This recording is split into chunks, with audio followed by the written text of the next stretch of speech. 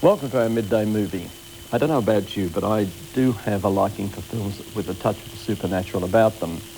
This film is called Baffled, was made in 1972. It's directed by Philip Leacock, a British director who's had a long career in television, but before that had a particularly good career too in cinemas. He directed The Little Kidnappers years ago and has a great way with children, which he didn't get a chance actually to direct too many of the more sensitive films in television, but Baffled is a very intriguing script, and I think you'll enjoy what he's done with it.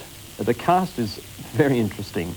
It's headed by Leonard Nimoy, who one hardly sees without thinking of Mr. Spock in the Star Trek series. But here he's merely a racing car driver, although not your average racing car driver. He has some peculiar problems that he needs help with. And Susan Hampshire, that delightful lady who I think, if I remember correctly, was Fleur in the Forsyte saga, and I think she was in The Palaces and a number of other good British productions, is the lady who feels that she might be able to solve some of these curious events that are bedeviling the life of this particular man.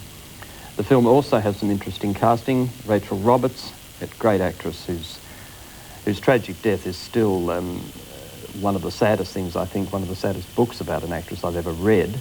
Vera Miles is also in the film. Everybody remembers Vera Miles from Psycho more than even Psycho 2, but a good actress, Vera Miles, and one of Alfred Hitchcock's favourites for a time. And there's a young actress in it called, and I'll have to look, Jewel Blanche, that's right, who plays an important part as the young daughter. It is an intriguing story, and I hope you enjoy it. And don't go away after the movie, because we've got some time today to have a look at an actor who in his youth, or in his younger years, always played sort of fairly stalwart leading men, and in later life has found the ability to send himself up delightfully. I'm speaking of Leslie Nielsen, Canadian-born Leslie Nielsen, who in The Naked Gun and now in its sequel, Naked Gun 2.5, is doing extraordinary things. You remember him when he came out here to Australia, I'm sure. He brought his whoopee cushion with him for a start. He certainly wasn't a serious-minded man, but he's a delightful guy.